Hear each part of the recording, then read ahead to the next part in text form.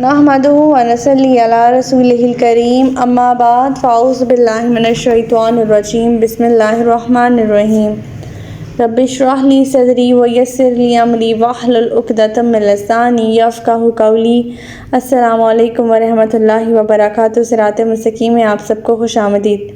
پچھلے سبق میں ہم نے پڑھا تھا کہ اللہ تعالیٰ فرماتے ہیں کہ اگر اہل کتاب اللہ پر، نبی پر اور جو کچھ ان کی طرف نازل کیا گیا ہے اس پر ایمان لے آتے اور کافروں کو دوست نہ بناتے، لیکن انہوں نے ایسا نہیں کیا اور ان میں سے اکثر تو ہیں ہی نافرمان۔ پھر اللہ تعالیٰ فرماتے ہیں کہ جو لوگ ایمان لائیں گے آپ دیکھیں گے کہ ان سے عداوت رکھنے میں لوگوں میں سب سے بڑھ کر یہودی اور مشرکین ہیں، اور جن لوگوں نے کہا تھا کہ ہم نصارہ ہیں انہیں عام مسلمانوں سے محبت رکھنے میں قریب تر پائیں گے۔ وجہ یہ ہے کہ ان میں عبادت گزار عالم اور زاہد پائے جاتے ہیں اور وہ متکبر نہیں ہے۔ پھر اللہ تعالیٰ فرماتے ہیں کہ جو کچھ رسول کی طرف نازل کیا گیا ہے جب وہ اسے سنتے ہیں آپ اسے دیکھیں گے کہ ان کی آنکھوں سے آنسو بہہ نکلتے ہیں، اس لیے کہ وہ حق کو پہچان گئے ہیں۔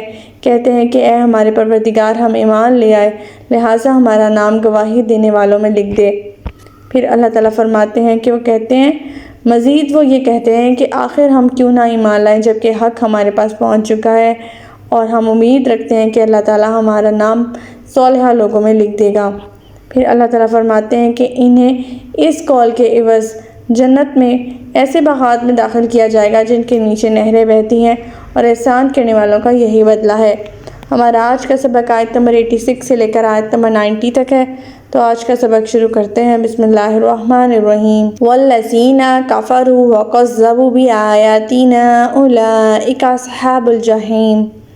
اور جن لوگوں نے کفر کیا اور ہماری آیات کو جھٹلایا وہی اہل دوزخ ہیں۔ یہ نصارہ بھی اہل کتاب تھے اور مدینہ کے یہود اور ان کے سردار بھی اہل کتاب، لیکن مسلمانوں کے ساتھ ان کے رویے کے لحاظ سے ان میں جو زمین اور آسمان کا فرق ہے، اسی فرق کو اللہ تعالیٰ پہلے بیان کر چکے ہیں کہ اہل کتاب میں جو نصارہ ہیں وہ مسلمانوں سے محبت میں تھوڑے قریب تر ہیں، اور وہ یہ وجہ ہے کہ ان میں عالم اور زاہد لوگ پائے جاتے ہیں۔ اب یہود کیا کرتے ہیں؟ یہود مشرکین کے پاس ہیں، زیادہ قریب ہیں دوستی میں۔ یہود نے اللہ کی ان آیات کو جھٹلا دیا جو تورات میں موجود تھیں، لہٰذا ایسے بدکار لوگوں کی سزا دوزخ ہی ہو سکتی ہے۔ آیت نمبر 87۔ یا ایھا الذین آمنوا لا تحرموا طیبات ما احل اللہ لکم ولا تعتدوا ان اللہ لا یحب المعتدین۔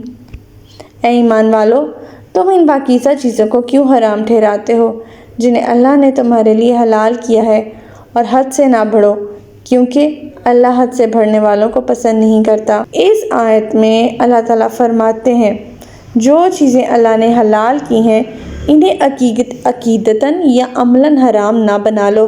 جیسے صوفی قسم کے لوگوں نے نکاح سے عملاً اس لیے پرہیز کیا کہ نکاح سے جو ذمہ داریاں انسان پہ پڑتی ہیں وہ عبادت الہی میں آڑے آتی ہیں۔ اس قسم کے لوگ عیسائیوں میں بھی موجود تھے اور مسلمانوں میں بھی موجود ہیں، بلکہ ایسا رجحان صحابہ کرام میں بھی چل نکلا تھا۔ رسول اللہ صلی اللہ علیہ وسلم کو جب ان باتوں کا علم ہوا تو آپ صلی اللہ علیہ وسلم نے ان صحابہ کو سخت تنبیہ کی اور فرمایا میں اللہ کا رسول ہوں اور تم سب سے زیادہ اللہ سے ڈرنے والا ہوں، اور میں نے نکاح کیے ہیں، میں رات کو سوتا بھی ہوں اور قیام بھی کرتا ہوں، اور میں نفلی روزے بھی رکھتا ہوں اور چھوڑتا بھی ہوں، یہی میرا طریقہ ہے، اور جس نے میری سنت سے اعراض کیا اس کا مجھ سے کوئی تعلق نہیں، اور یہ بخاری کی حدیث ہے۔ آیت نمبر 88۔ وَكُلُوا مِمَّا رَزَقَكُمُ اللَّهُ حَلَالًا طَيِّبًا وَاتَّقُوا اللَّهَ الَّذِي أَنتُم بِهِ مُؤْمِنُونَ۔ اور اللہ نے جو حلال اور پاکیزہ رزق تمہیں کھانے کو دیا ہے اسے کھاؤ، اور اس اللہ سے ڈرتے رہو جس پر تم ایمان رکھتے ہو۔ آیت نمبر 89۔ لا یؤاخذکم اللہ باللغو فی ایمانکم ولکن یؤاخذکم بما عقدتم الایمان فکفارتہ اطعام 10 مساکین من اوسط ما تطعمون اہلکم او کسوتہم او تحریر رقبہ فمن لم یجد فصیام 3 ایام ذالک کفارۃ ایمانکم اذا حلفتم واحفظوا ایمانکم کذالک یبین اللہ لکم آیاتہ لعلکم تشکرون۔ اللہ تمہاری محمل قسموں پر تو گرفت نہیں کرے گا، لیکن جو قسمیں تم سچے دل سے کھاتے ہو ان پر ضرور مواخذہ کرے گا۔ اگر تم ایسی قسم توڑ دو تو اس کا کفارہ 10 مسکینوں کا اوسط درجے کا کھانا ہے جو تم اپنے اہل و عیال کو کھلاتے ہو، یا ان کی پوشاک ہے، یا ایک غلام کو آزاد کرنا، اور جسے میسر نہ ہو غلام وہ 3 دن کے روزے رکھے۔ یہی تمہاری قسموں کا کفارہ ہے جب تم قسم اٹھا کر توڑ دو، اور بہتر یہی ہے کہ اپنی قسموں کی حفاظت کیا کرو۔ اللہ تعالیٰ اسی طرح تمہارے لیے اپنے احکام کھول کر بیان کرتا ہے تاکہ تم اس کا شکر ادا کرو۔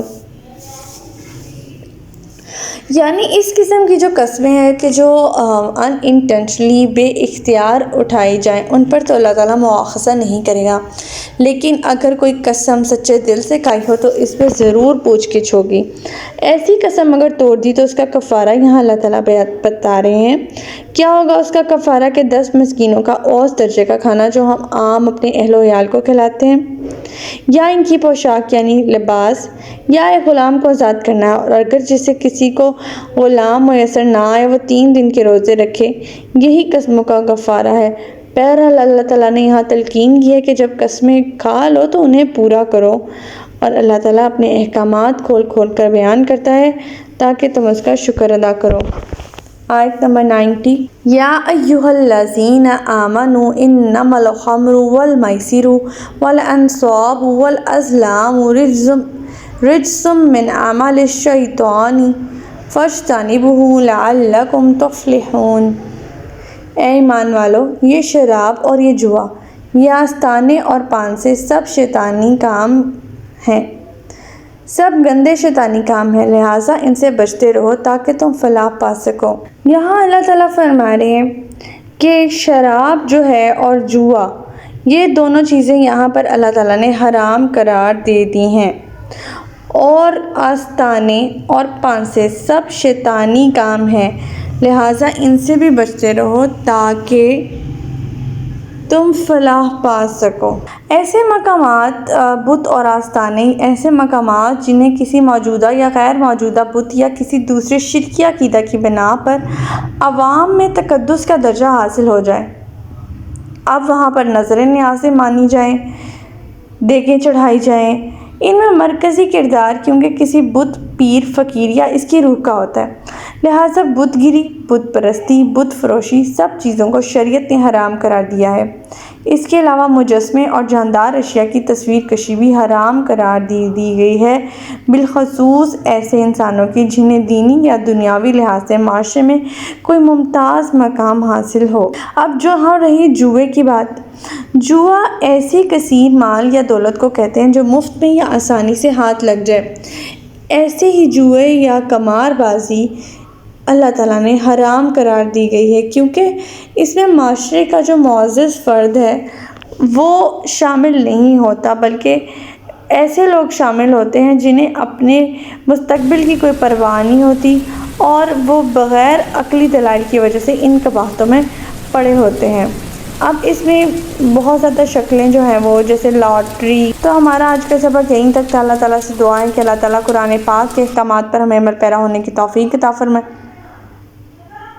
اللہ پاک ہمیں ہدایت دے کہ جس کے بعد گمراہی نہ۔ ربنا لا تزغ قلوبنا بعد إذ هديتنا وهب لنا من لدنك رحمة إنك أنت الوهاب۔ سبحانك اللهم وبحمدك نشهد أن لا إله إلا أنت نستغفرك ونتوب إليك۔ السلام علیکم ورحمۃ اللہ وبرکاتہ۔